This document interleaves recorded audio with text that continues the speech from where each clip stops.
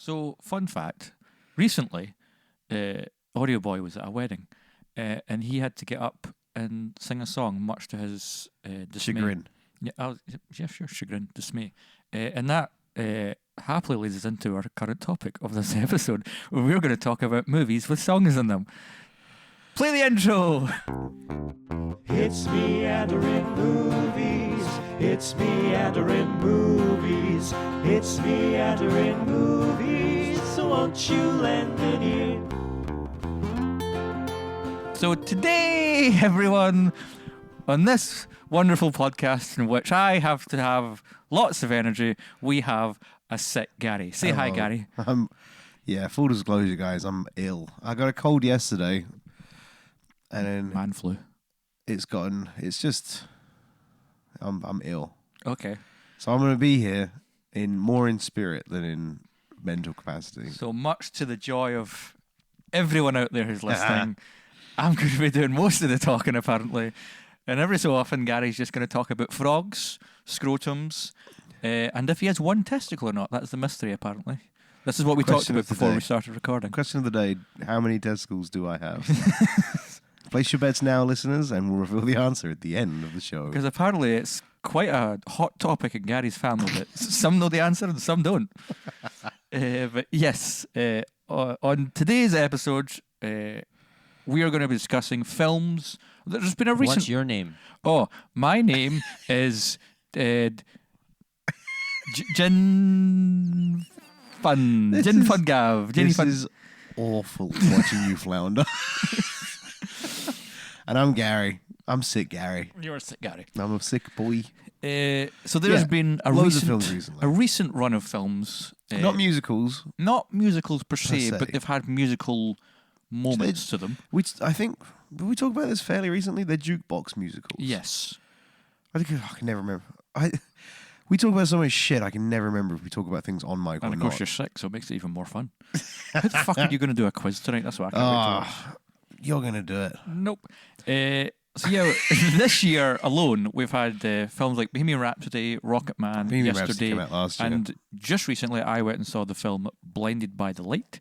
For anyone who's not aware of this film, it's a British film about a Pakistani boy in the late 80s, I want to say like 1987, who discovers Bruce Springsteen. And so while everyone else is listening to all of the pop stars of the time, he starts listening to Bruce Springsteen. So who is, out of curiosity, who was the pop stars of the late 70s? Let's look at Audio Boy for that. Beach Boys. Sorry, what generation? Late 70s? 1987 in Britain. What were the pops? 87. Like Pet Shop Boys were the number one single at that time. Duran, Bananarama. I mean, Bruce Springsteen as well. But he wasn't. He was not in the UK. What the parents would listen to, maybe. Yeah. Right. So this 16-year-old Pakistani boy discovers Bruce Springsteen. Sorry, this is in my world of being a popular party DJ on the side. You're just naming bands that are, as far as I'm concerned, in the same age group. Okay, but in the context of this movie, that wasn't the case. Apparently, it's based upon a true story. Well, at that point, Springsteen had been on the go for like 15, 20 years. Right. 15 years. He was old and out of touch to young British children. When did he write Summer of '69? Oh, fuck, Summer of '69. Wait a minute, though. Brian Adams. Is that Brian Adams? Yeah. What did Bruce Springsteen do? Born to Run. Baby, By the you Way. born to That's run. the one. What was that one we listened to last night with Courtney Cox in the music video? Dancing in the Dark. Dancing in the Dark. Dancing in the dark Hungry is a Heart. shoe. Hungry Heart. Everybody has a hungry heart. So yeah, Everybody but Simpson fart. What? That's the lyrics to that one. I don't think it is. And so yeah, for the entirety, I guess. Sorry, before you continue, I looked into this. When Brian Adams wrote Summer of '69, he was like, he wrote it way after, but when he was born, and then him writing the Summer of '69, he would have only been like 12 or 13. So he's a liar. He's a fucking liar.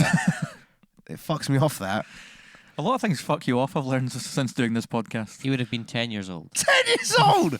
Singing about the Summer of '69 like it was the fucking best days of He had a our band life. and they tried really hard. Jimmy quit and Joey got married at age 10. Joey got married, age 10. I mean, Does that not infuriate you? No, because Brian Adams fucking lied to us. I mean, most music are just full of lies. Like, yeah, not all of it. Yeah, most of it. It's a whole bunch of lies. California Girls by Katy Perry. She's a fucking liar. Is she even from LA? I know she's like middle America. Taylor Swift, the fucking ultimate lie. Started off as a country singer, now does fucking pop music. Fucking, that was the old Drake's a bait liar. and switch. Started off the bottom, now I'm here. He wasn't the bottom. He was in a fucking popular Canadian sitcom. He was fine from very early He on. overcame a disability, to be fair. He couldn't walk. He was in a Who? wheelchair. Drake. Yeah, on the TV show, he was Oh, in a right. wheelchair. It's like, damn, what are they? They fixed him. Also, he's a alleged pedophile, so fuck him. I know, right? Yeah. Try telling people that like Drake that though. So, Blinded by the Light. Doesn't go down well. It's yet another musical-based film where it's fine, I guess. Yeah. For what it was. Like, the film kind of spins its wheels and doesn't really have a direction for a long time. And then What, when is it a rom-com comedy? Well, that's the thing. Is like it both Rum-tum-tumity. tackles racism because of course it's a Pakistani family in the 80s in Britain, so you've got that element. Then there's a love angle where he falls for this girl, and then there's the angle of his parents kind of being overbearing and stopping him from wanting to do what he wants to do. Yeah. And the film just tries to do a lot of things. And he's 16, you said? He's 16, yes. Okay. But it's just a lot of, we don't have something to do for this scene, so we'll just press play on a Bruce Springsteen song and just make a scene out of it, and that's kind of what the film does. Press play on the Bruce Springsteen song, get a Yeah. shot of him running down the street. Literally, that's it. Where it's like you press play, and then him and his friends run down the street, and then there's just a random they just start dancing in the middle of the street. The song plays, and they mime along to the words. So it's like these films are just getting really tiresome. They're at just this point. trite, aren't they? They're trite and they're Well, kind what they're of... doing is what I feel that these films are doing now is they're just bouncing off of the success of these songs and just not really doing anything with a movie of substance. Because I'm just going to mention Bohemian Rhapsody once, and then I'm not going to go back to it because I could spend days. That film is fully just like, hey, here's their story, but it's really just here's the songs you like with some, I guess, Some nice visuals. some bland plot. I mean, there's not even nice visuals, and some okay performances. Rocket Man's another situation. It's like, hey, everyone loves these Elton John songs, so it's just like everyone loves these Elton John songs. And yes, some of the visuals in that by Dexter Fletcher are pretty good, but it's again just people enjoying the songs in the film itself, not really being of substance. Yesterday, another Yesterday was example. good. Yesterday, Rocket Man. They're all so easy to get swept up in the music because especially because they're dealing with the Beatles, Elton John, Bruce Springsteen, like Some of the biggest bands and musicians and songs in history. and songs that have been around for so long that it's impossible to not have a connection Yeah, on some Yeah, emotional level. There's going to be that Elton John song that there's going to be that Beatles song. that has they're something- all connected to so many good memories. Because Yeah. I remember this because at my friend's wedding they played this. Like, of course they fucking did. It's a piece of history. They played it at every fucking wedding. Like, it's such an easy way to incite an emotional response because obviously you're gonna like it. music's just kind of intrinsically Music's tied to music. memory and Yeah. experiences. And for all four of those films, I can vividly remember a moment in each one where it was like I was kind of this isn't actually that bad. I'm kind of enjoying it. And I went, oh wait, no, I'm not enjoying this film. I'm enjoying the music. Yeah, Because there was a moment last night when I was watching Blinded by the Light. I was like, actually, this isn't too bad. And I went, oh wait, hold on a sec. It's because they're in a montage moment and their Bruce Springsteen song is playing. It's a fucking banger of a tune, and I'm fucking getting swept up by the song. Whereas the film, the characters, the story are very just kind of Generic and plain and not really. I mean, with Blinded by the Light, it tried to do something, but it took so long to get there that it just felt like it wasted so much time when it could have been focusing on some really hard-hitting stuff, but it just never. And Rocket Man's the same. It's like with Elton John's struggle with drugs and alcohol. It was Rocket Man was definitely the one. Excuse me. Rocket Man was definitely the one who I was surprised they dealt with as much of that stuff. I definitely thought it was going to... I went into that thinking it was going to be Elton John's self-congratulatory... yeah. Oh, my life's been so great. And then, granted, it was that to a degree. But he really... Like, it spent so much time on just certainly his showed, addiction. It certainly showed the darkness that he went through, but at the same time, it would then cut into a musical number and completely push aside the themes that it was just tackling and go, hey, here's this song now, everybody, sing along. It's just like, no, like fucking Tell a story. Like, Yeah. don't just. It's so frustrating, these movies now, and they continue to. And I guess I know why these continue to work is because people go see them and they think they're enjoying. Well, I guess I can't say that they think they're enjoying it because people might actually be enjoying it, but it's just a case of like it's the songs, people. Yeah. It's not these movies. Yet you look at yesterday, and we did a review for it in our July movie roundup. Roundup. We were both just like, it's fine. It's if you take out those Beatles songs, it's nothing. It's a nothing movie, Yeah. and the lead character's unlikable, and the 'Cause I story's think just so meh. That would be a really interesting concept, actually. Taking every single one of these films, and any time one of the big hits of the band plays, because you could cut Yesterday in a way that you get every single plot point and story beat without Beatles songs being played over the top of it. And it's the same with Bohemian Rhapsody, Rocket Man. And if you did that, it would be interesting to find out if people still enjoyed the films or not. Because, I mean, I don't know if you've seen the trailer for it when going to the cinema, but there's I think it's happened already.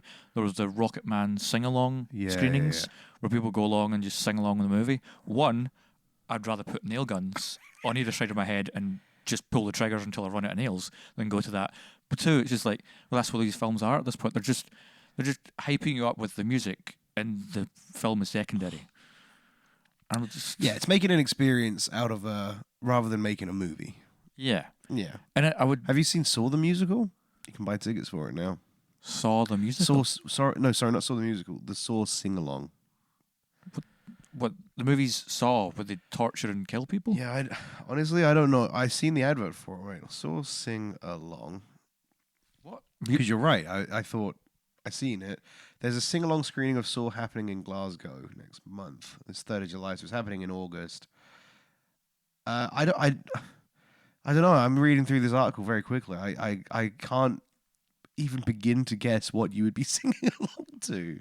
I think like Linkin Park did a song for one of the movies. Do you want to go? No. Sunday, Absolutely not. the 18th. I'm busy that day doing No, but there's no something. there's no music in there. Is there? Is there any songs in Saw? I thought it's just. I think I've seen the first two, and then after that, it's only ever been people's, like, the Pretty Much It guys on YouTube. I've watched their video of them watching the Saw movies. Find out more information, then I'll think about it. Okay, wait. Okay, what it is? Oh God, no, this does sound terrible now. What it is it's scenes from the movie reenacted by people and drag queens with songs. What? Here's the most amazing thing, is you just explained that to me, and I'm more confused after the explanation than I was when I didn't know anything. Yeah, so it's Glasgow Live. So it's not the movie, it's an acting troupe playing out scenes with songs. Here's a fun story. Recently, I found myself in Edinburgh during the Edinburgh Fringe. And I've never really experienced the Edinburgh Fringe. I've never been. I've always wanted to go. Well, this might change your mind. Oh. Because the majority... I went to one show. Yeah. Which I ended up becoming a part of that show. That was quite fun. I'll tell you that story later, maybe. Was it a sex show? No. Because then I wouldn't have been brought up on stage, because I would have just embarrassed everyone else with my skills. Guys, the Edinburgh Fringe is done. This man has proven us all to be inferior love machines. It's like a baby's arm. Yeah. So I went to one show, but outside of that, the majority of the Edinburgh Fringe that I experienced is just a bunch of desperate drama students just acting like complete cunts in the middle of the street for most of the day and just being so annoying. That's my experience with the Edinburgh Fringe. Great. Good sell. So there you go, ladies and gentlemen. If you ever want to go to Edinburgh Fringe, Gavin's review, don't. Or just find little wee shows off the beaten path. I might do the Edinburgh Fringe. We should do Edinburgh Fringe next year. Live podcast. I mean, we could submit to try and be a part of the Edinburgh Fringe. Do you think we could do that? Yes. Shall we? Yeah, why the fuck not? Fuck yeah. From some of the shit that I saw out there, we could easily get on there and be more popular. There was like a group of students in this little bandstand area, and he was singing, and they were playing instruments, but the music didn't match up with what he was. I think, he was doing spoken poetry while they were playing this kind of melodic. And I was just like, none of this works. It's awful. I need to find a bar far away from you so I can drink and not hear you. And it's funny that music can both make a bad film seem good and also ruin a day in Edinburgh. Yeah, it can. That's the power of song. What? There must be a good jukebox musical out there. Across the universe. What was that? The Beatles. It's a proper jukebox musical, though, in that... I have a list here. Do you want me to go through them? Yes, I'll tell you which ones are good. The very first one of note that I've got here Of is note. Singing in the Rain. Yes. Fucking banger. Wait, is that a jukebox? That's not just a... Featuring popular songs from the 1920s and 30s. Oh, okay. I just Those straight are up... just made in the Every time 50s. I've watched that film, I thought all of those songs were made for Singing in the Rain. They came like 20 years before. Oh, wow. Yeah. That's interesting. It's a fucking solid movie. It is. Gene Kelly, Mm-hmm. Rita Repulsa. No? I think Rita something's in there. Yeah, but Rita Repulsa's from Power Rangers. Really fucking weird. Gene Keller and Rita Repulsa and Singing in the Rain. I'm singing those teenagers with attitude. I want to see that movie. We should do a fucking Glasgow Live of Singing in the Rain, but with Rita Repulsa, and it's a drag queen. That's what we'll do at Edinburgh Fringe. You can be Rita Repulsa, I'll be Gene Kelly. In the original Power Rangers, what I love about... I will be the lamppost. Okay, you be the Yes. What I love about the original Power Rangers, when you watch it now, season 1 kicks off and all of the background of everything you need to know about the Power Rangers happens in the 30-second intro sequence. Yep. So you find out that Rita Repulsa wakes up on the moon, Zordon needs teenagers with attitude, pow, cue the intro music. That's it. That's the whole setup to years worth of the Power Rangers. Do you know what that is? That's Japanese efficiency and American cheapness coming hand in hand and working perfectly together like a gun to just shoot you in the face with everything you need to know right there and then. What a fucking... what a terrible remit for some... All right, guys, we're drafting for the army. We've got the biggest threat to American soil since the Viet Cong. I don't know history. Desert good. Storm, maybe? Desert Storm, whatever. Biggest threat since something that was even bigger. It's crazy. The Cold War? What do you need from us, Captain? We'll go out there and we'll get whatever you need. And rather than saying, I need the best and most fierce warriors that you can possibly find, I need 5 teenagers. Okay, sir. Any prerequisites? No, just any 5 teenagers. 5 teenagers with attitude. It's like, sir, I could throw a rock in any direction, and if I hit a teenager, they've got fucking attitude. Have you met teenagers before? Yeah. They're just baking in attitude. And you know what is even more ridiculous? Then you meet the Power Rangers. Tommy, Trini. I can't wait to see if you can get all these. Tommy, Trini, Billy, Zach. The pink one. Roberta. No, what was the Pink Ranger? Sadie. Margaret. Oh, man, what was the Pink Ranger's name? Do you remember? No, of course I don't. God damn it. Lorlina. It wasn't Lord Lena. Anyway, my point being, Kimberly. Damn, Trini and Oh, Kimberly. so close. My point being that you meet those 5 Trini, and none of them have attitude. In that TV show, they're so nice and American Yeah, they're so Pie pleasant. and pleasant and just, hey, Billy, let's get you up. I know the bullies just knocked you on your ass, but we ain't going to beat the bullies up. But we'll just have a stern word with them and maybe speak to the principal. Oh, cheers, Tommy. Appreciate that. I just my love the friend. idea of Jason. Tommy was White Ranger. Why's you got to be white? I just like the idea that Zordon's The white these Power 5 Ranger. Oh, is he wearing a cloak? That these 5 teenagers show up. He's like, hey, here we go, Zordon. Here's your teenagers. He Here's goes, your teenagers. you found the least attitude-filled teenagers ever. But now they've seen my face, so I have to fucking hire them, I guess. You fucking We idiot. either hire them or we're going to have to murder 5 teenagers again, Alpha. Is that what you want? No, Zordon, please. And like they're just so nice that I'm like, I just couldn't kill them. They're just so they brought cookies. Yeah. Fuck it, and I can't eat them because I'm a big fucking tube. a But big they brought floating head cookies of a tube. anyway, and it's the thought that counts. Bulk and Skull are the best villains in any TV show. And they have the best villain theme tune. You remember so much more. I fucking love the Power Rangers. Of course you do, you big child. They're redoing it. I know they are. But they're redoing it, but not with the actors from the reboot. Yeah, it's they're rebooting the recent reboot. It's a reboot. Because let's be honest, I never saw it, but I heard it was not good. It's all right. It's like 100%. If you can let go of all I heard nostalgia. it's just Chronicle if it was Power Rangers. Yeah, you got to let go of all nostalgia and watch it as its own thing. And as its own thing, it stands. It's enjoyable. It's not great, but it's enjoyable. Here's a question. But what I didn't understand, and then you can ask a question, is they're rebooting it now, but all of the actors that were in it are now about 3 times more famous than they were. So, I mean, it's got that kid from Stranger Things season 2 and 3 who plays the. Zachary Montgomery. That's a fucking name. He's a fucking specimen. Steady on. Ooh. I don't know if he's of age. He is a good looking man. Yeah, look him up, Philip. Thank me later. Your question. Do you think if they were to introduce popular pop songs into the Power Rangers franchise, that maybe the movies would do better? The only song you need during the Power Rangers is one that starts with a banging speed metal solo. Go Power Rangers! Go Power We'll Rangers! get fucking Ed Sheeran to do it. 25. Get Mastodon to do it, or Dragon Force. Oh yeah, or please something. get Mastodon to do it. But they'll get fucking Ed Sheeran instead. Oh, He'll of just do course they some will. like whiny melodic. She was the one. We are the Power Rangers. I love you. Fuck off. You get out your movie. I can't believe they got Ed Sheeran to do the end credit song for the Battle of the Hobbits. The Battle of the Five Armies. I Battle- see fire. What did I call that? The Battle of the Hobbits? Sorry, was that Ed Sheeran or Elvis? I see fire raging. Okay, right. Second film on Jukebox Musical list. There's a whole bunch of Singing in the Rain. Then we went to Power Rangers.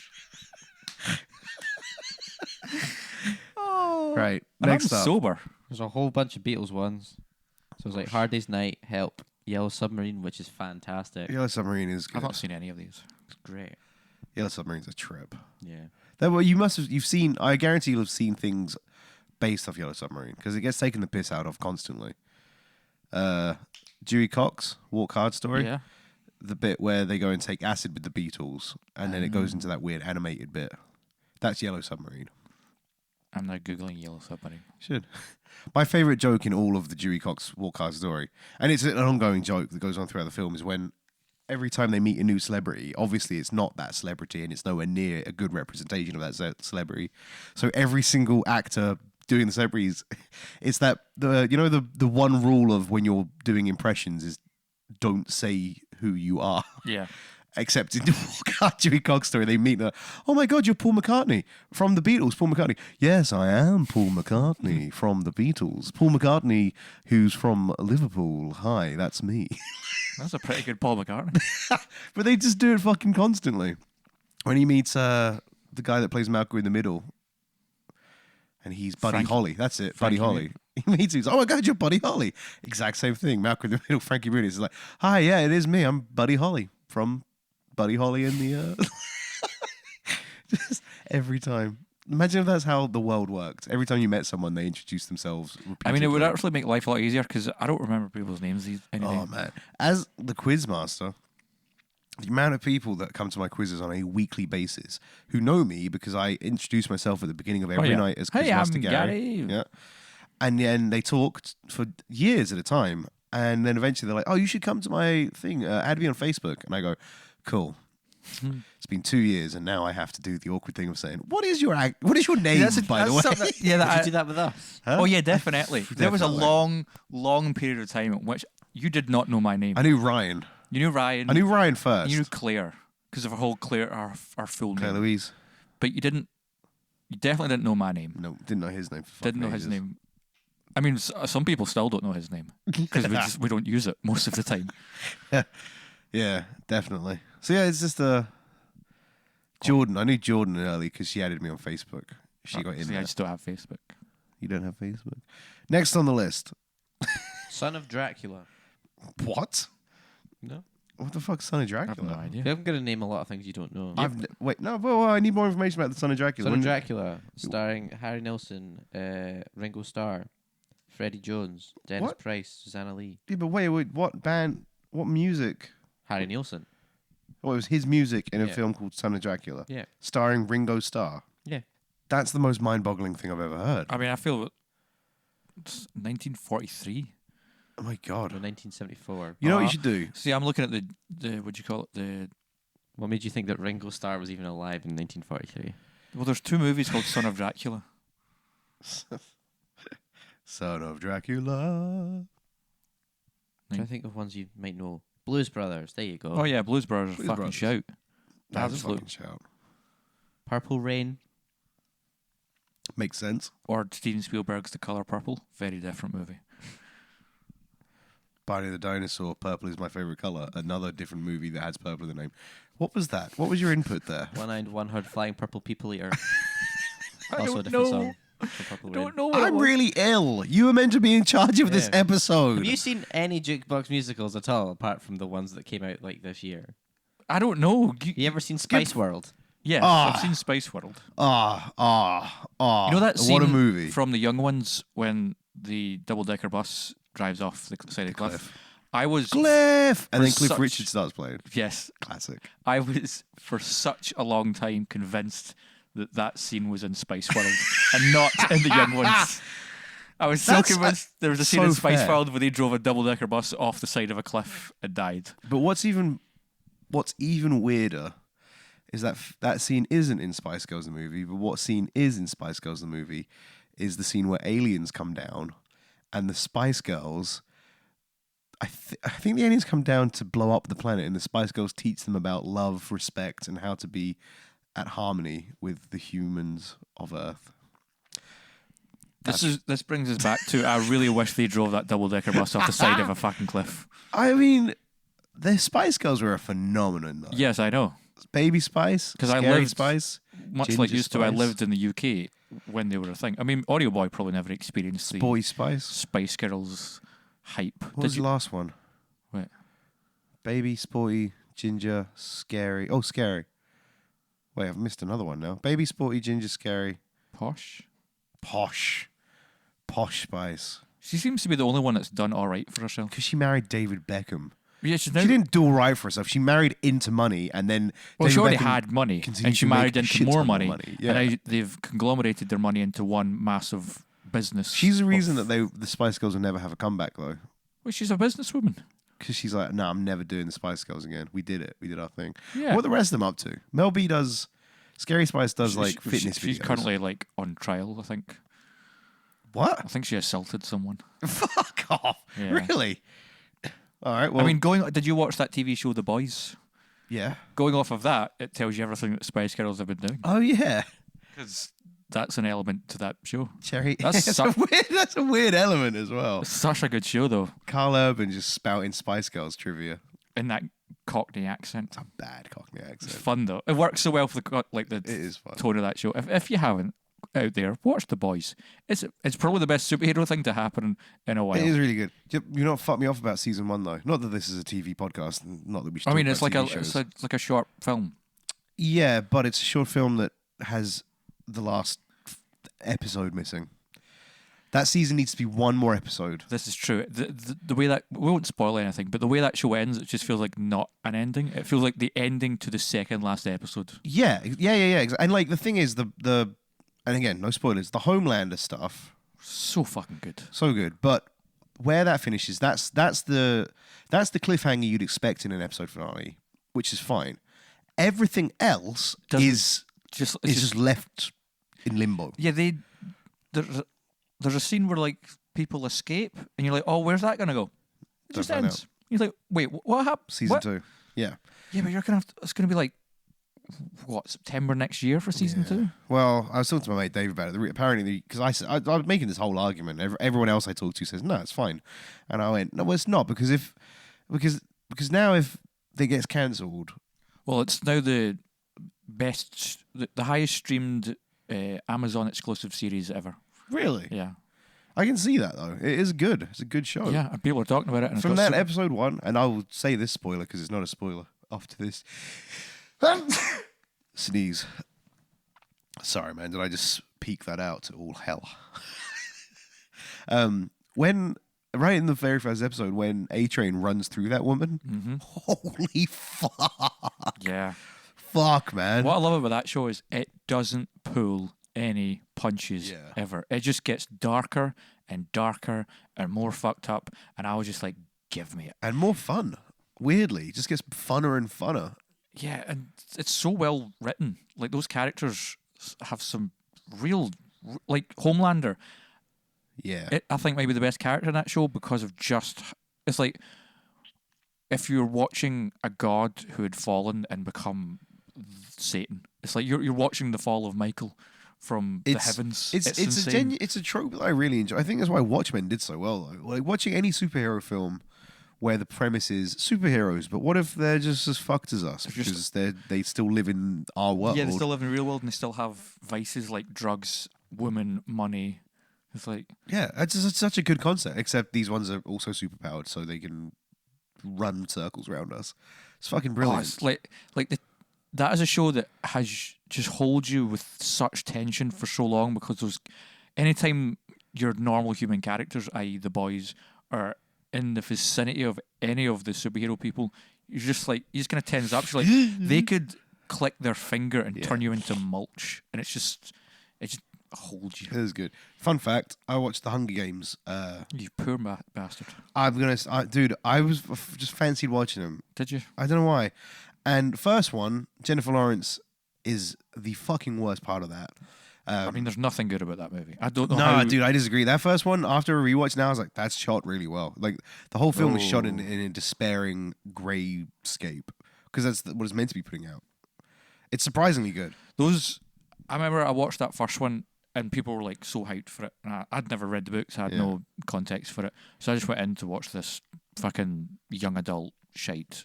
And I came out and everyone was like, holy fuck, that was really good. Like, I can't wait for more. And I was like, did we watch the same movie? It's just this bland, grey, badly acted nothing was just acting struggles. But the reason I'm bringing it up is Huey's in it. Is he? He's one of the tributes. Oh. He's like, because I was watching it and then he said something and I was like, I know that voice. And I was like fiddling on my phone, looked up, and there he was, all skinny and young. That's the one thing about the boys is outside of Carl Urban, it's a cast of like people you haven't really seen before. Which is good. Yeah, which I like. The actor who plays A-Train played Will Smith's son in the second Independence Day film.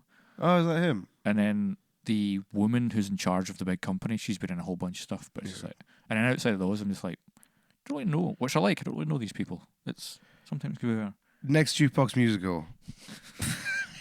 Can I just remind you both, this is the Meandering movie podcast. No, I know. I know, but think of it like a God. short series. Is that the first time we've ever really talked about a TV show? I suppose that's Star Power Trek. Rangers. We've talked about Star Trek a lot. No, you've talked about Star Trek a lot. Also, I looked up the plot for Spice World. No mention of aliens. Are you thinking of the film Seeing Double, in which S Club 7 gets cloned? No. Wait, what? You seen that one? Wait, before we... I was... Because S Club 7 are going on tour, but surprised. it's getting too demanding, so they clone them. How many And movies? hijinks ensue. How many movies did S Club 7 have? Just the one. I thought they had at least two or Think. three. I don't know. Or maybe they had a TV Lots series. of TV series. I've also got Blues Brother 2000. Oh yeah. Love's Labour's Lost. Don't know that one. Moulin Rouge. Fucking yes. Yeah. Baz Luhrmann's Moulin Rouge, and then Moulin The Great Rouge... Gatsby. Right, but Moulin Rouge slips into the musical category. It's a musical, but it uses music. It's what Baz Luhrmann did for Romeo and Juliet, Moulin Rouge, and then The Great Gatsby, which is he took like timey stuff, kind of period piece stuff, and then he would use modern, up to date music, kind of like what Peaky Blinders does, where it's like it's set in like the 30s, but it uses music from modern time. Yeah. And kind of that kind of interesting offset. Westworld. Westworld, yeah. Where it's the music in Westworld is so good. Why can't that TV show be better? We have to stop talking about TV shows. Okay, but Also, Philip, there is the alien stuff I was talking about. I stand corrected. It wasn't in the plot on Wikipedia, though. I mean, just that's wanna, because it's such a fucking bizarre left field turn. with Moulin Rouge, I just love that movie. I feel, and I think I haven't watched it since school. But what the great thing about Moulin Rouge is, which these new films don't have now, is I love how we're still around this topic, is Moulin Rouge has the style and the excitement and the kind of pace of a Baz Luhrmann film with that music, and the music is, it's not original. It's songs already been made before, So but it's them done in a new style. I find this interesting because Baz Luhrmann is a director. Yes. I only know him from his song "Everybody Should Wear Sunscreen." What? Until you said Baz Luhrmann directed Moulin Rouge, I did not know that. I mean, I believe Baz Luhrmann started in theatre, Right. doing a lot of stage performance stuff, and then You know the song I'm talking about? no, Everybody's Free to Wear Sunscreen. Nope. It's just really nice, calming, chilled, like background noise. And then I assume Baz Luhrmann talking about life and philosophy and how you shouldn't be down on yourself because, you know, it takes everyone different amounts of time to get to where they need to be, and everybody should wear sunscreen. I think I need to listen to this song. It's a fucking great song. I could use that, Wait a second, guys. I'm going to turn my mic off to blow my nose again. and I'm just not going to say anything. Next Jukebox So I Musical. think the next film on here is probably most similar to these ones that you're fed up with, which is Ray, Ray is a film 2004, about with Ray Charles. I mean, Ray brings into these fucking the world of music biopics, which, good God, I could.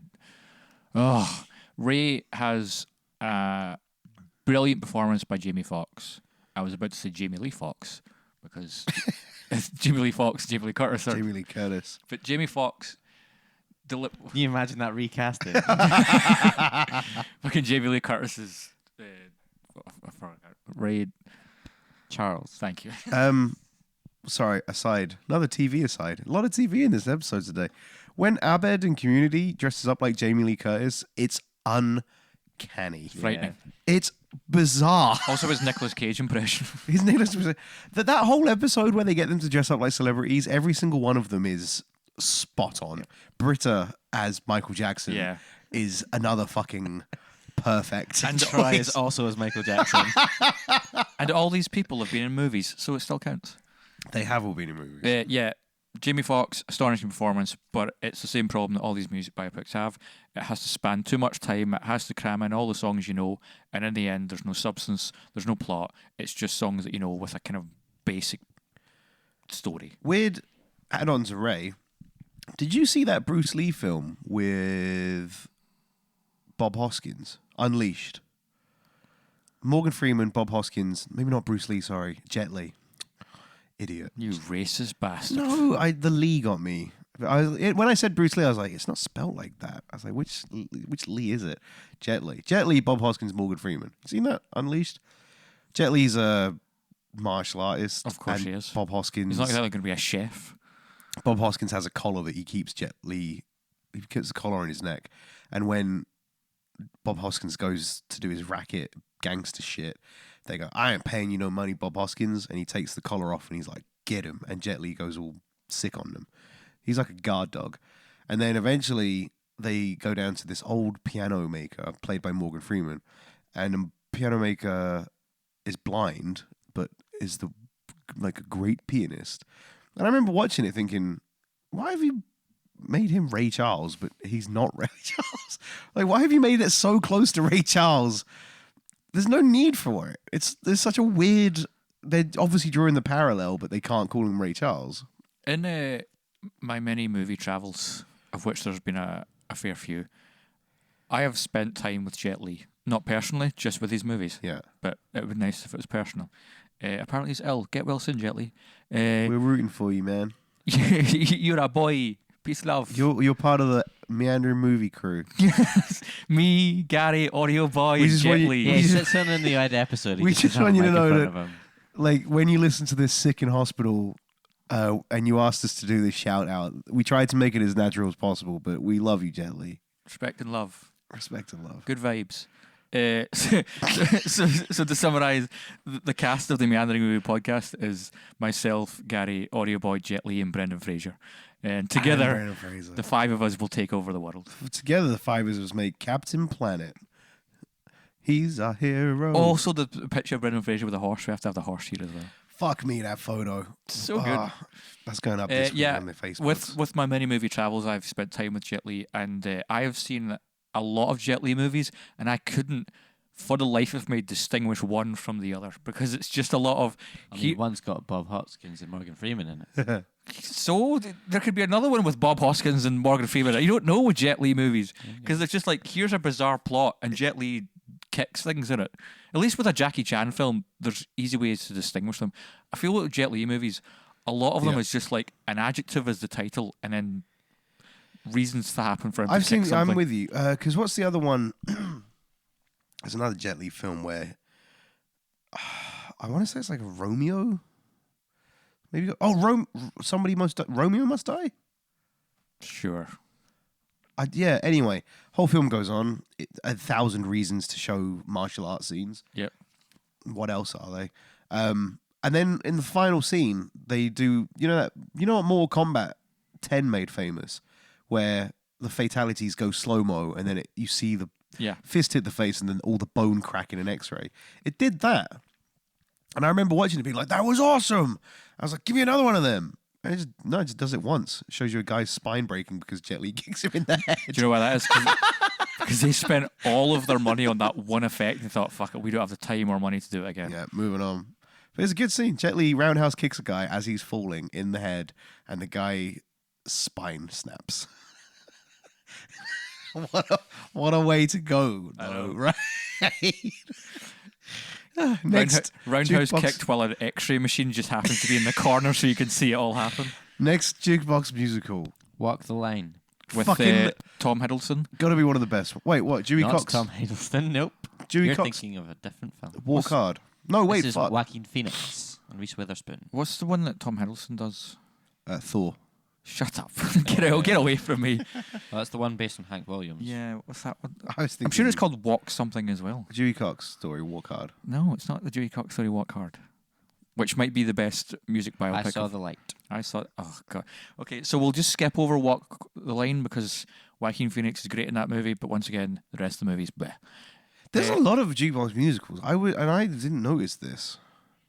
I think it's because in my world, But that's quite a vague topic. I think that's the issue. well, I think you're totally right. I think the thing is though, in my they're world, technically jukebox musicals / music biopics, and most people just look at them as music biopics. I wouldn't call a music biopic a jukebox musical. I think we talked about this briefly last time.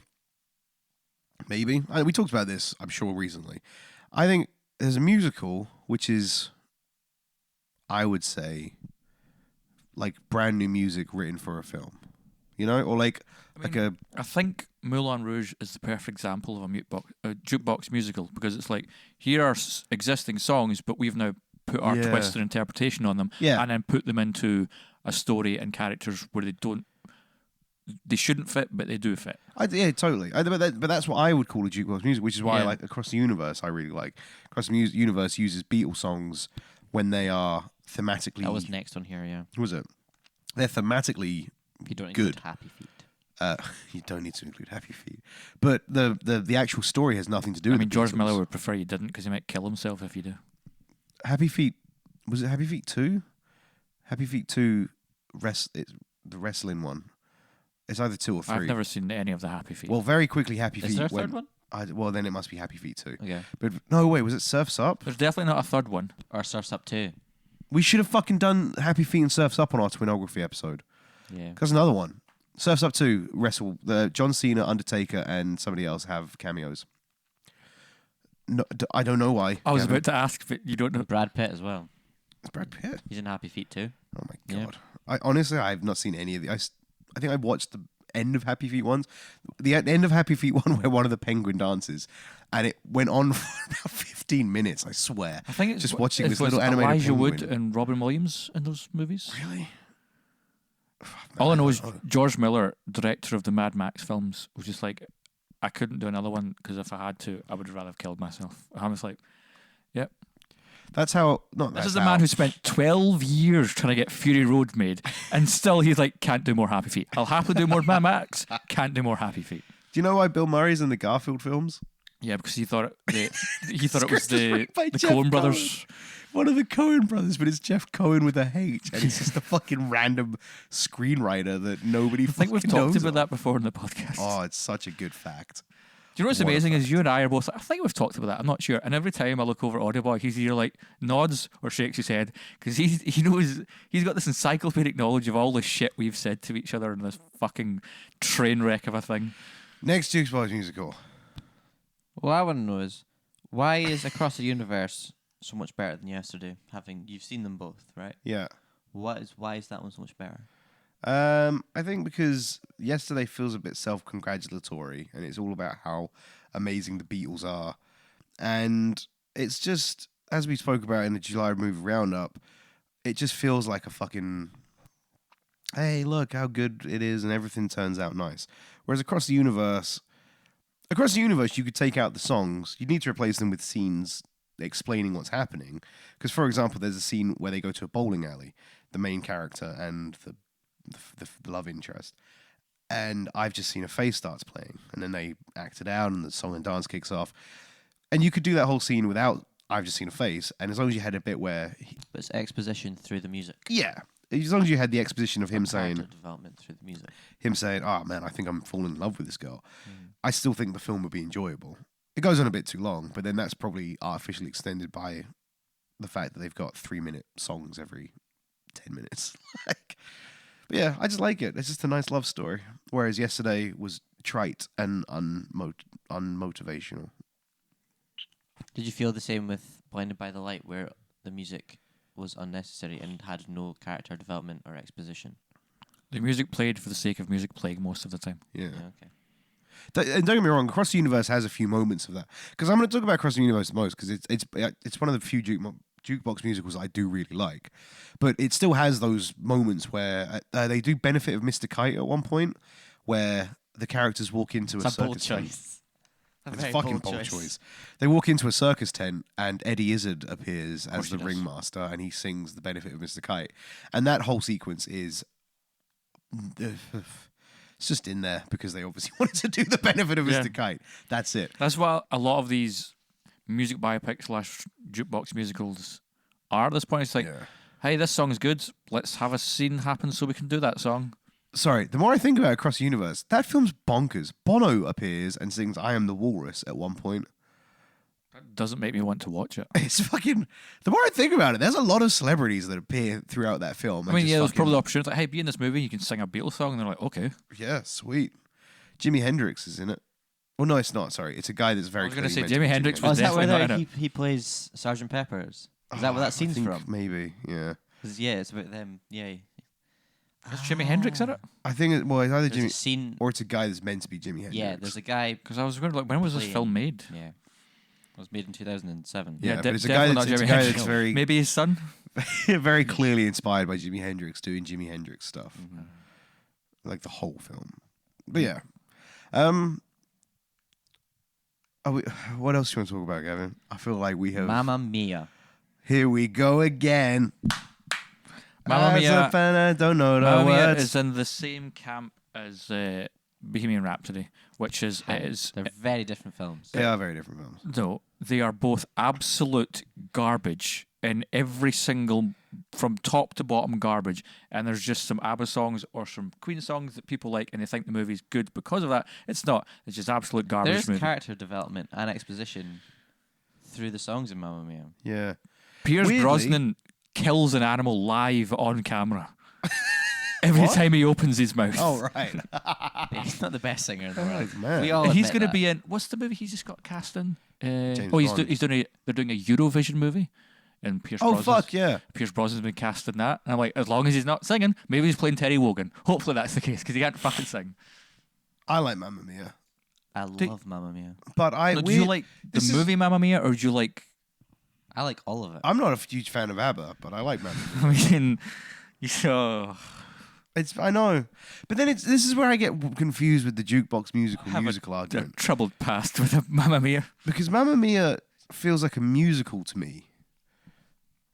But then I mean, what's the the film difference? is based on the musical Mamma I know, Mia. but what's the difference? But in my brain, I've got them compartmentalized across the universe. You use that Jukebox word Musical. a lot in this I podcast. do. I like it, and I never get it right the first time. No. And then I've got Mamma Mia as an actual musical, but a film version of the musical. But when I think about them right now, side by side, there's no difference. They're both just films that have a story, and occasionally they have songs from a band. Fine. But I don't know. I just feel that Mamma Mia feels like a musical, and Across the Universe doesn't. For me, in let's go for 1940. You remember that, yeah? The fondly. Nazis were height of their power. SS was just ploughing its way around, just using and the Gestapo using its tactics to scare and get knowledge from people. And one of the ways they did that is they created the movie Mamma Mia, and then used that movie as one of the greatest torture devices of all time to maim, kill, and emotionally destroy their enemy. But it's so joyous. It's not. It's so awful. It's so wonderfully joyous. It is fun. It's a fun film. Do you know what? People learn lessons along the way. Do you know what seems more fun to me than watching Mamma Mia? Watching Mamma Mia, here we go again. Mamma Mia, dude. Boom. He got you there. No.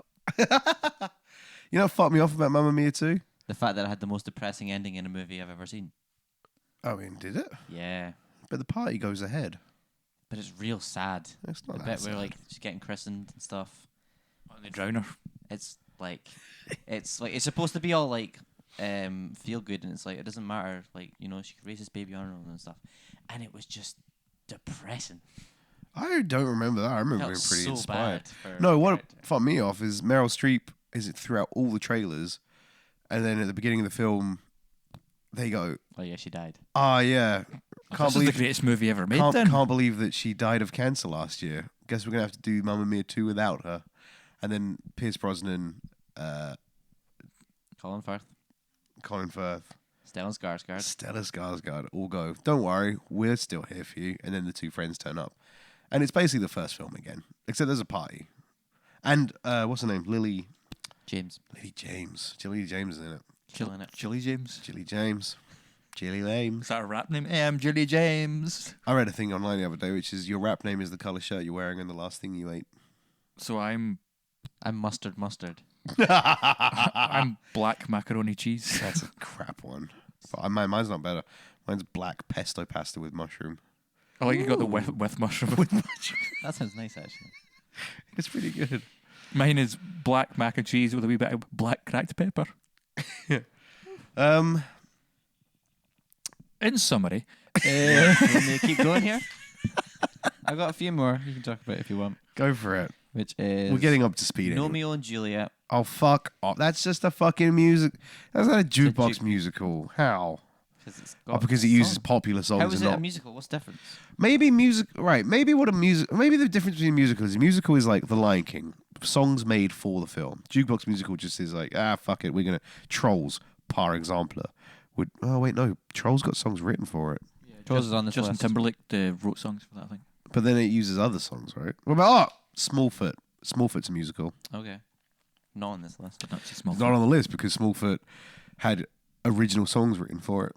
I mean, I guess all the Disney Pixar films also have. Disney Pixar don't have songs in them usually. You dick. Oh, like Toy Story's got all the "You made a friend of me." But that was used. That was written for that. So, Yeah. So they have songs written for them. Yeah, but Toy Story Toy Story has one song, two songs actually. But then Disney's got. It's weird actually. Disney Pixar songs are usually like credit songs. You get Randy Newman at the beginning of Toy Story. You get that one at the end of Monsters Inc. Incredibles has being friends. da-da-da-da-da. Da-da-da-da-da, Incredibles. And then the Disney films have tons of Yeah. original music. Robin Hood and Little John are walking through the forest, laughing back and forth at what the other has to Did say. you hear that The Lion King has now Hit $1 billion. taken over Frozen to be the highest grossing animated Disney film of all time? I mean, Really? how? Which makes me think that we are definitely in the end times. And I'm just going to... We are in the Well, darkest here you go. timeline. Here's a question for you, Gavin. Hello? Did you see Frozen? No. Did you see The Lion King? Yes. Well, there you go. Hey, he's got a That's point. your answer right there. It's my Why fault. did you not see Frozen? It's your own fault. Why would I see Frozen? Because it's a fucking great film. Why It would was you? better than The Lion King. It's a shit ton better than like I Frozen's don't doubt that. Frozen's it's an better actual than good film. the new Lion King. Yeah. It's not better than the original Lion King. Probably. Yeah. What do you mean probably? Well, you haven't seen Frozen. You can't actually comment. I right can now. say it. I can say it with great authority. You can't. Yes, I can. You haven't seen it. Yeah, I can say it. And the thing is, I know you so well. If I sat you down and made you watch Frozen, at the end of it, you'd go, meh, didn't enjoy it. Because No, I wouldn't. you'd force yourself to not enjoy it. No, I 'Cause wouldn't. you have a black heart I like just the don't Grinch. care about most of the Disney films that come out these days. Two sizes too small. But Frozen's a cool. Frozen is the closest representation you're going to get to a good classic Disney film. Everything in Frozen is in Aladdin, Beauty and the Beast, Lion King. Engaging characters, engaging songs, and a goofy sidekick. Oh, you know how I love those goofy sidekicks. Aladdin has the genie, You'd Abu, live with and one. Carpet. It has 3 goofy sidekicks. And I enjoy those goofy sidekicks. The Lion King has Zazu. I did not enjoy Zazu. The original, Never enjoyed He's Zazu. alright in I've the never original. enjoyed Zazu. Timon and Pumbaa. Yeah.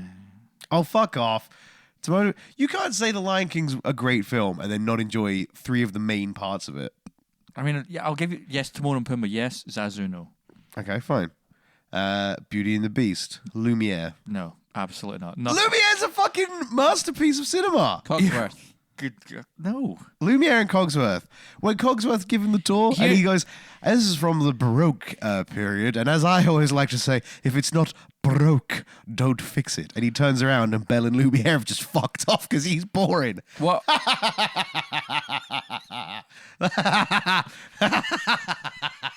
That's so funny. As I love to do in all of these podcasts, I'll just say it.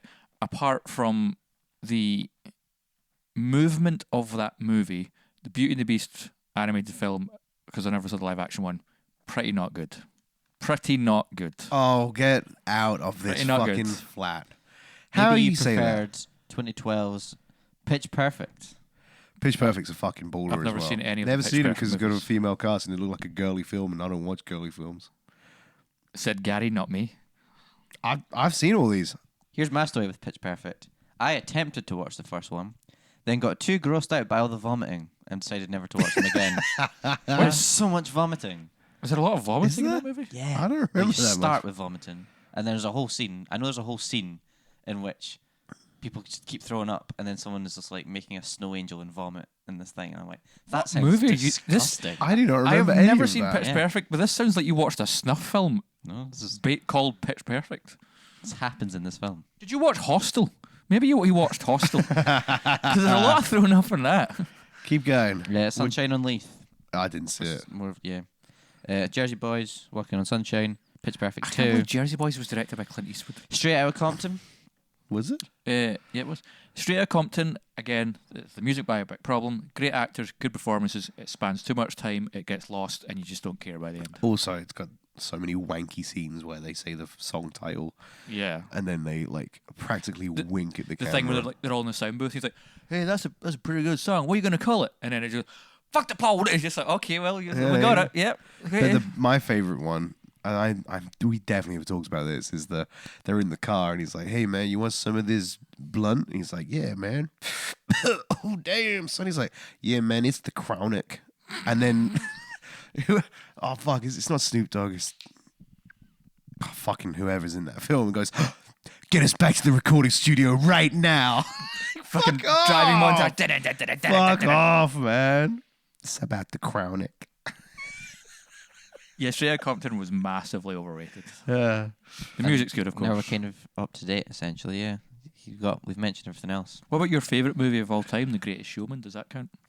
That's it's a just musical. a regular musical. Just so that everyone's aware out there, But Audio Boy's favourite movie of all time, the movie that he will live and die for. Is it The he Greatest will Showman? spend every waking moment talking about, Personally, thinking about, did living, not like The Greatest experiencing Showman. is The Greatest Showman.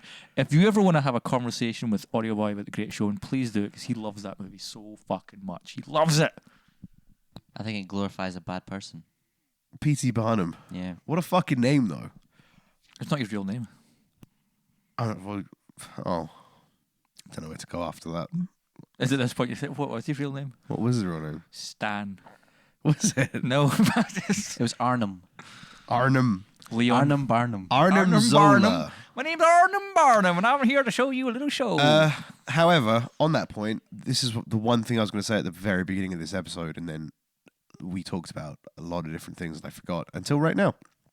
The Greatest Showman is the exact reason you're getting all these musicals you hate, because The Greatest Showman did really well. It did stupidly well. Stupidly well. Everyone Not loved La La it. Land. Well, even that. No, I That came think before it.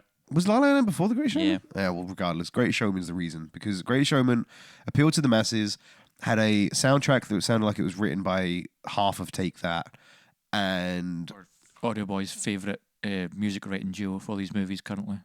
Who did the duo that did Greatest Showman? Pasek and Paul. Yeah. yeah, them too. And it's just fucking. It was just It's like the most generic lyrics with the most basic beat, and it's just so easy for people to just listen to it. Oh on yeah, radio. totally. Like, this is the thing. I was like, I'll stand up for it in a degree, because I came out of Greatest Showman. And I was like, man, those songs were so fucking good.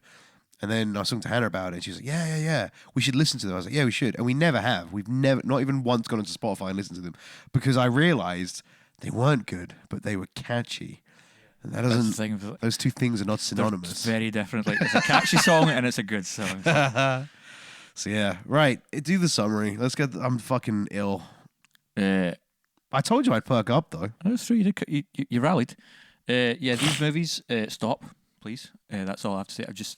I mean, for like Blinded by the Light, it's fine. It's not offensive. I wasn't sitting there like I need to get out. The film's too long. It's under 2 hours, but it feels like it's way over 2 hours.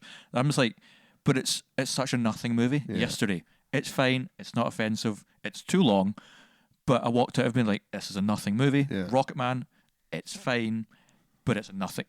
Just this trend of like these movies come out, and if you take the music away, they are nothing movies with nothing to say. That's I'm the so interesting point. so bored of them. What they should do from now on is make a film. Don't bank on the songs. You make your film. If your film's good, you can add in some songs. You will then need to trim it down in other places, and that would sacrifice the integrity of the movie, though. And then that's what you end up getting is And then you end up way back where you started. with all these movies where Might they as well just written the songs and then gone around them. It's a tough gig. it's almost like they're these just these music films. because currently what they're working Maybe on. we shouldn't be so harsh on them. No, I'm fine being harsh on them. They deserve it. I think what they're working on a Elvis Presley biopic. Fuck. Johnny Cash, another one. It's alright. We've got another like 3 years, and then everyone will stop going to see them because people stop fucking caring. The only one I want, and I want them to do this, is I need them to do a David Bowie biopic, but Tilda Swinton played David Bowie. That's what I need. Were they not going to do that? That rings a bell. That sounds like that's something they were going to do. Yeah, I think it's kind of in limbo. Do you know Oh, that they're also David working Bowie on had a- two different coloured eyes, but it's not because he was born that way. It's because he got punched in the face. I did not know that. David Bowie punch up changed his eye colour. I wish I got punched in the face. Then a lollipop went in his eye and made him blind. It can be arranged. And one of you were going to go for it. They're also doing a Prince biopic as well. Prince Ali. Nope, just Prince. Or Fabulously- the artist formerly known as Prince. Ali Yeah, Bois Bois. Bois. But yeah, all these films will get. And who's going to play Prince exactly? I don't know if they've released casting for It's that. Prince. It's Prince. but I Prince wanna is still put- alive, Are they isn't going to he? do it like the movie? I want to say Signs, but I don't think that was it. Where you just don't see him on screen at any point. They're definitely not going to do that. Oh, Phil. No. Apocalypse Now. I'm seeing that tomorrow. You don't see Marlon Brando, do you? Because Well, yeah, but that's for very specific reasons, which is he showed up 150 pounds overweight, and he was supposed to be this emaciated, like, killer in the middle of the Vietnam jungle. to change the whole film. And so he showed up just under what would be considered obese, and Francis Ford Coppola's like, "What the fuck are you? Why? What?" And so they just had to shoot the entire scene with him bathed in darkness, and it actually worked out really well because the effect in that scene where Marlon Brando is so good. But it's still, I just love that story where Marlon Brando is just like, does I was not telling give a Dave fuck. about this when we went to cinema the other day because the Apocalypse Now trailer came on, Yeah. and I was just telling Dave about all the fucking stories of Marlon Brando So, like, near the end of his career when he just had given up giving any fucks about anything. he's like, I'm Marlon Brando. Do you know about these? Here's a couple for you. We can sign off the episode with this. My two favorite ones. The classic one that most people know is that he didn't learn any of his lines for The Godfather 2. Nope. So there's So- the screenshots. So every scene, every time the camera would cut to Marlon Brando, the people he was in the scene with would open their jackets and they would have all of his lines stapled to their inside jackets, and he just read them off because he just refused to learn it. There's some amazing images out there that you can Google of just like actors standing around on set, and they've just got these big pieces of paper just stapled to their costumes. My favorite story though, favorite Marlon Brando being a fucking, because he's just a punk. He just didn't give a fuck, and he was so big that he knew that he could pull off whatever the fuck he wanted. The mysterious case of Dr. Moreau, or the island of Dr. Moreau. Yeah. You heard about this? Yep. Turns up on set day one, and they're like, "Right, Marlon, cheers for coming in, mate. Could you come do your acting?" He's like, "Yeah, sweet." Comes out of his green room. He's got a bucket on his head, like an ice bucket, and they're like, "What are you doing?" He's like, "This is my costume now." And they go, "All right, well, it's not." And he's like, "All right, well, I'll walk." And they go, "Fuck, well, he's literally the only reason we're making this movie. Can't let him walk." So then day 2 or week 2, whatever the fuck it is, there's a little person helping on set. And he goes, you've seen it, the fucking spittoon. He points at the little person and goes, "I want him to be my sidekick." And they go, "Marlon, he's not a sidekick. He's just the camera guy." And he's like, "Nah, he's going to be my sidekick." So he gets one of them baby harnesses, carries him around for the whole film, and he just fucking makes him his sidekick. And then the icing on this fucking cake of madness, the end of the film, Marlon Brando, they finally get to filming the scenes, and Marlon Brando's evil scientist has to press a button which kills all of the creations. And Marlon Brando goes, "I'm not doing that. My character should be the hero." And they say, No, you're literally the villain of this film. You can't just change it now." And he's like, "Well, I'll walk." So they fucking rewrote and changed the final scene so he didn't have to be the villain. And you've not even scratched the surface of the madness that was the making of The Island of Dr. Moreau. Because this film not only had Marlon Brando at the height of his not giving a fuck, it also had Val Kilmer at the height of not giving a fuck, to the point where the director of this film was either quit or fired. And instead of him just going home, they were filming in this kind of jungle area. He just ran off into the jungle, and they brought in this new director, and they continued filming. And the director would come out of the jungle to sabotage the production of the movie, and then go back into the jungle. So, like, the entire production of this movie was a shit show from Just a top. plague. Like, Val Kilmer would come into scenes, and he just thought, "I don't like how the dialogue is, so I've rewrote my lines for this one." And he would just deliver these lines. He's like, "No, that's not how this scene works. Like, this is how I want my character to be presented." And you've got Marlon Brando strapping midgets to himself. He's like, "This fucking like."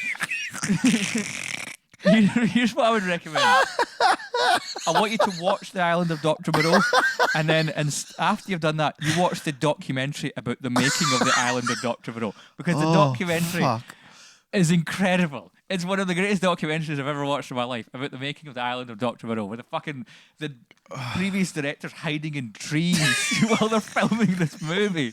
It's amazing. It's amazing. That's a perfect way. What the fuck was he eating out there? Like, I love that he's like hiding in the jungle, living off the land, just so he can fuck with the new director. He's probably just stealing from craft services. He's just living off bagels and orange juice. Guys, that's our fucking musical episode. I'll see you later. Bye. Thanks for listening. Outro time. Thank you for listening to whatever that. We have no idea what that's going to turn out, so we'll find out. But if you liked what you heard, follow us on some of the social medias. Jump over to Twitter and follow us at Meandering Pod. Search for us on Facebook and Instagram. Just search for the Meandering Movie Podcast. Give us a wee like, follow, share, whatever you want to do. Whatever you want. Send us a review, guys, and send us a message. Let's hear from you. We want to hear from topic our fans. suggestions, because some days, like today, where Gary was sick and I had an idea. We shouldn't have recorded today. We should have just that. given it a week. I told you that. And then so this idea of let's do a musical episode, and it turned into The Island of Dr. Moreau. So there you go. So yeah, jump over to. Give us suggestions on one of those social medias. Give us a wee email, meanderingmoviepodcast@gmail.com. Jump over to Twitch and follow Gary over there, Pixel Cafe. I think you can now subscribe. You can subscribe. If you want to pay me money to play video games, if you've got a Prime subscription, then you can freely subscribe. Gary sees money from that, but Twitch pays him, not you. So that's quite good. It's a deal for everyone. Yeah. And you get a sweet little emote. Yeah, you get a wee emote. And it helps everyone out. Mainly. So yeah, thank you for listening. Cheers, gang. We're sorry. We love you, Meandering Movie Podcast gang. Bye. Bye. It's Meandering Movies. It's Meandering Movies. movies. It's meandering movies. So won't you